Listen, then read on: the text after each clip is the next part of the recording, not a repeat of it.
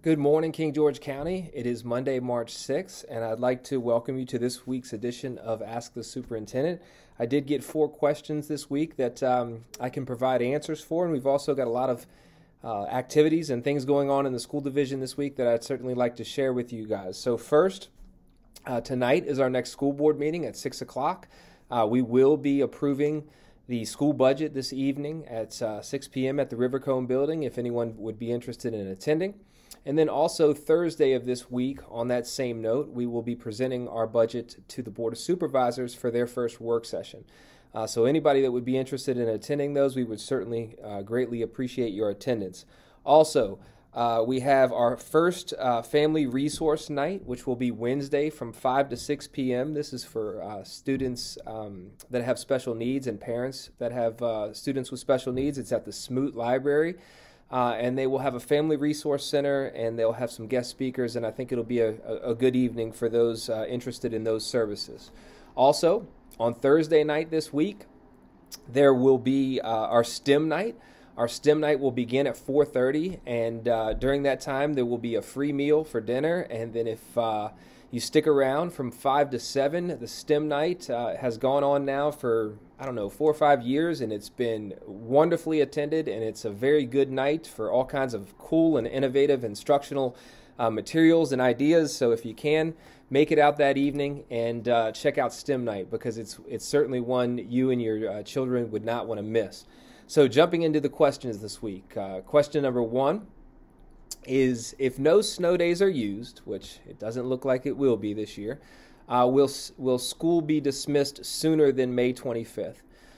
So we have received this request from a number of folks at this point. I can tell you that our school board is in the loop on these conversations. I've spoken to many of our teachers at the building level, and we're kind of vetting the idea of what that would mean. There's a lot of stakeholders involved in this, obviously, a lot of folks that we need to consider as far as what it would mean for them. Certainly our students, we understand the need to be in school for instruction.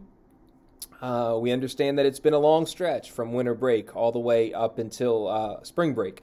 So those are considerations. Obviously, outside the building, there's considerations of childcare and things of that nature that need to be considered. So any change would certainly need to be one that, if we found ourselves in that position, would provide enough notice for families to be able to make that change if need be. So at this point, I can tell you that we're having conversations. We're trying to figure out maybe what other school divisions are doing.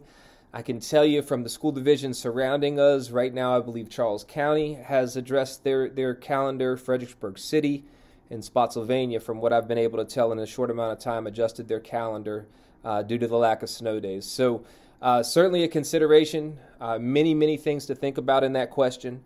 And certainly we'll do the best we can to make sure that we vet all options and consider the whole picture before we make any decision.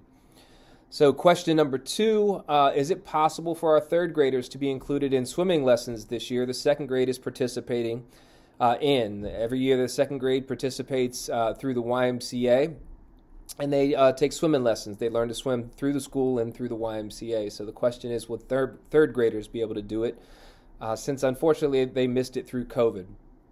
And we've reached out to the YMCA. Unfortunately, it's really a stretch for them to get enough staff members to facilitate this program for just our 2nd grade students, which, a class size in King George County is somewhere in the ballpark of 300 to 400 students. So it's a very challenging endeavor, but we believe it's a very important endeavor for our 2nd grade students to learn.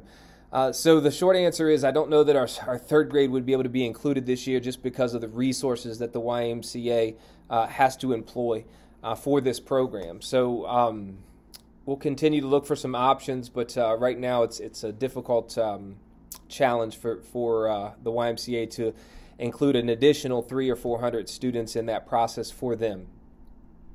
Question number 3. What is the King George school system doing about switching to diesel buses for electric buses? So we've taken a look at this all the way up to the school board level, and we're taking a look at a number of different factors. So right now, I've spoken to our transportation garage. one of the concerns is making sure that if we were to down the road make that change, that we had the infrastructure prepared to receive that change. So the need for our mechanics to be schooled in what it means to repair electrical buses, the infrastructure needed at the transportation garage and across the county to be able to absorb the demand of electrical buses. And also the concern about the cost right now. The cost for an electric bus, from what we've been able to gather, is about 3 times as much as that of a diesel bus. So on average, a diesel bus right now, given it the inflation rates, costs about $100,000 a piece, and we usually try to estimate or try to budget for 5 new buses a year. So that budget alone, as we were talking about school budgets and the cost of things going up pretty substantially, would go from about $500,000 for 5 diesel buses to $1.5 million for 5 electric buses. So all of these are considerations that we would have to make moving forward. Certainly do not contest or doubt the benefits of electric buses, and many school divisions are using them right now, more so in smaller, tighter attendance zones, urban areas as opposed to rural areas, which is also a consideration, making sure that the buses would have the range to accommodate bus routes in the times that buses would be used in a more rural area. So the conversation is one that we are having and will continue to have as we move forward. So final question, where and how can parents access a copy of the school curriculum? So that's a big kind of global question there. School curriculum is, if you wanted to go to that level, I would say you start with the Virginia Department of Education. You go to their website, because the schools divisions in the state are required to teach to the SOLs. Those are standards of learning. If you go on the Virginia Department of Education website and go to the instruction tab, you can navigate through every set of SOLs for every grade level across the state of Virginia. If you want to be more specific than that, I would reach out to the school, and more specifically probably to the teacher. Again, this is a very huge and general question, but if there's a particular area of the curriculum that you're looking for, I think reaching out to the experts that work with the curriculum every day would be the best avenue in our county, which would be our teachers. So if there's a particular question, that's where I would start, with an email to the teacher. Outside of that, if you're just looking for the big, huge, what do we teach from kindergarten all the way up through 12th grade, that would be looking through the Virginia Department of Education webpage, I think would be your best bet. So those are my 4 questions today. I appreciate you guys continuing to push these questions in. We are, just as far as time is concerned, we are 1 week away from spring break. So next week there will be no school for our students or our teachers.